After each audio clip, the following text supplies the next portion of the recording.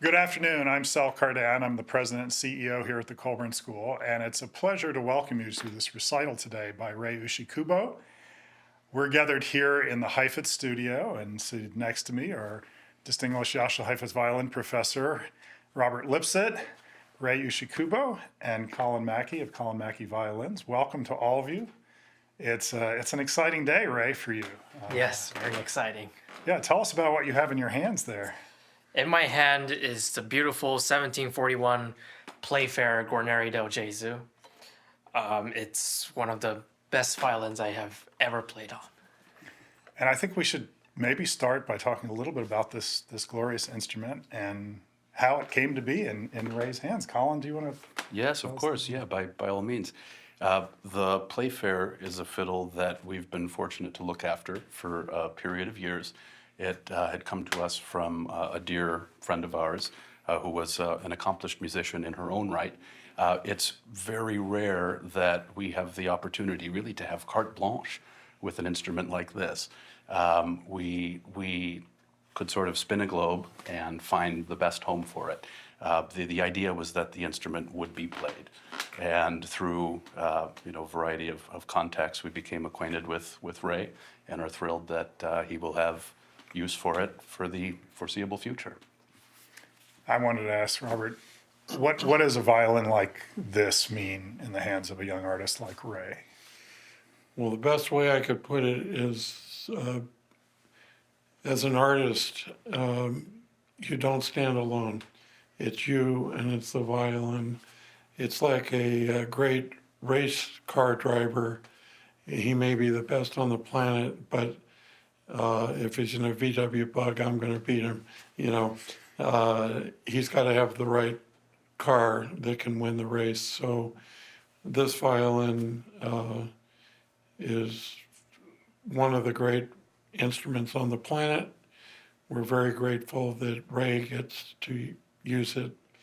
And it's the right type of violin for him also, because he is the type of artist who prefers to dig in and really play with great passion and strength. And this violin can take it. Del Gesus are known for that, being able to absorb a lot of physical effort, and they just ask for more. Well, we're seated here in the Yasha Heifetz studio, this Lloyd Wright architecture built in 1947, and on the wall behind us here are some wonderful pictures of Yasha Heifetz also playing a Del Gesù. For sure. And actually, with that in mind, if I can add, there's a great story that we all like to tell. I think is quite relevant since we're sitting here today.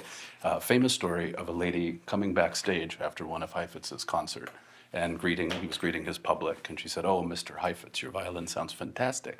And he held up the fiddle and he said, "Funny, I don't hear anything." The point being, obviously, is that it takes somebody with extraordinary facility to be able to bring an instrument of this caliber to life.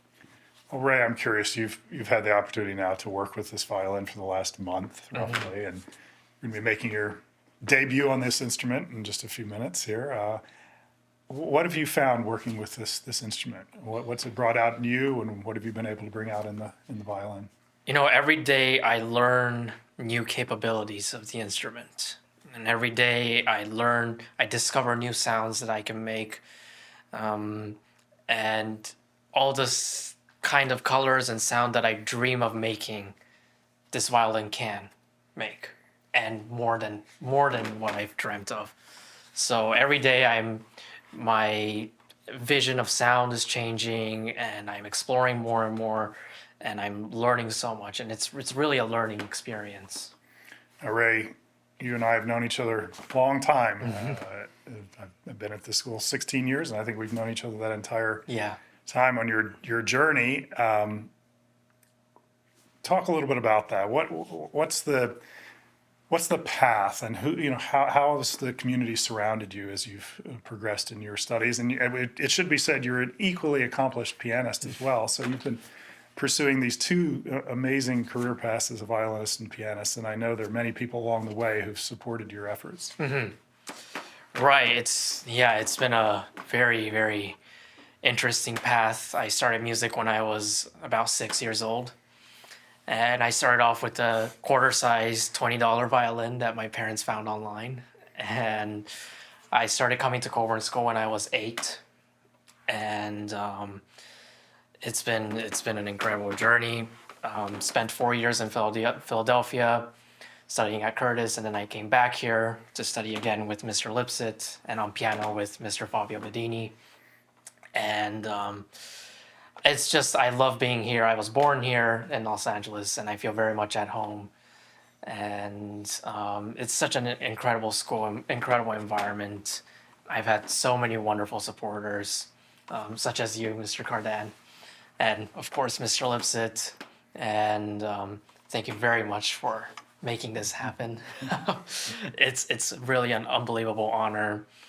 And I'd also like to say a huge thank you to Mr. and Mrs. Cole for making this possible.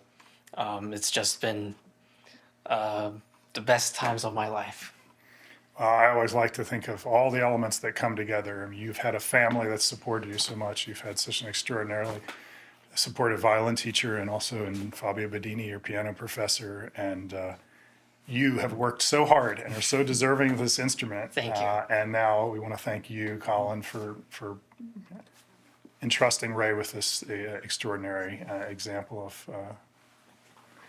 So, Colin, I wanted to ask you about Colin Maki violins. I mean, you're one of the preeminent violin dealers, string instrument dealers in the world, and you see these great instruments come through your shop with frequency, and you get to work with these masterpieces of art and craftsmanship.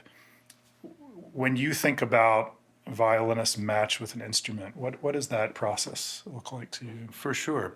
Well, it's interesting for me. I have this extraordinary interest and passion for violins and bows. However, part of what I love about our business are the people. You know, for me, every artist that we have the luxury of engaging with, or collector, or aficionado, or connoisseur, it's a window to another world.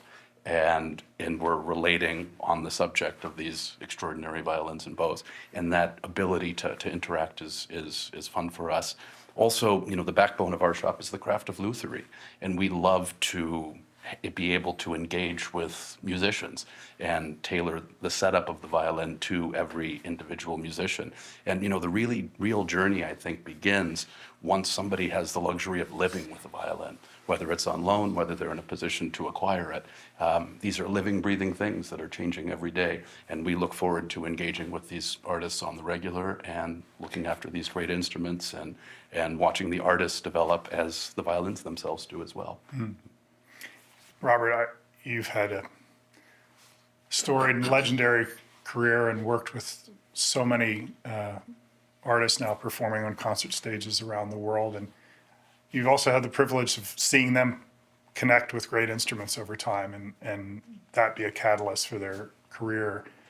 You know, what do you think it is about the instrument in the hands of the right player at the right moment? Well, I can tell you that if someone develops themselves up to artist level and they don't have the right violin, it stunts them. On a lesser instrument, you try something and it doesn't make any difference. You try this, you try that, nothing special happens. So at a certain point, you stop trying because there's nothing there to really explore. And that hurts you as an artist. So at a certain point, when you're ready to have an instrument of this magnitude, just as Ray was discussing before, when he searches for something, there's something there, something unique, something special, different color, different texture, different timbre. And ultimately, that's why the violin is a great solo instrument. It's that color changes as much as musicality or anything else that grips an audience, that grabs their heart, feeling those changes in the tonal perspective.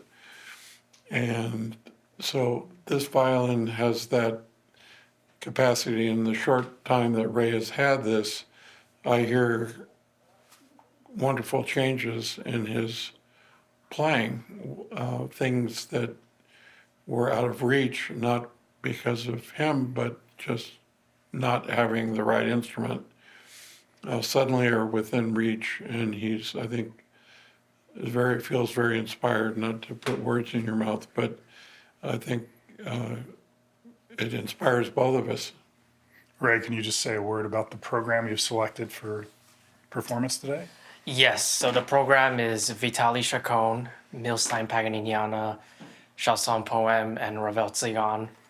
I would call that a violinist program, right? I mean, Yes. that is the kind of the heart of the repertoire, right? He has Yeah. fingers to burn. I love all 4 pieces. I think all of them have been my childhood favorites. There are pieces that from very early on when I started music, I always wanted to play these pieces.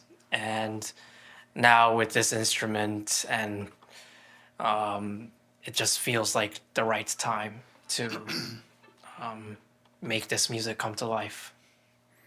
And Colin, we'll get the opportunity in New York in a few weeks' time to Indeed. have Ray actually perform at your shop. At the shop, yeah, we're looking forward to it. So am I. Well, we couldn't be more pleased that the association. Well, with thanks Colin very much. Maki. And, the last thing that I would say, if I may, is, again, to thank the Colburn School for this. On several levels, I think it takes extraordinary infrastructure for something like this to happen. And this collaboration has been so impressive from our perspective. Also, I think historically, a conservatory would train a musician and sort of wipe their hands of them. But the way in which supporting the careers of young people and truly setting them up for success in the real world, I think it's extraordinary. And to play a small role of that is thrilling for us. So thank you to It's our great pleasure. So thank you, all, and we'll welcome Ray to the stage in just a few moments.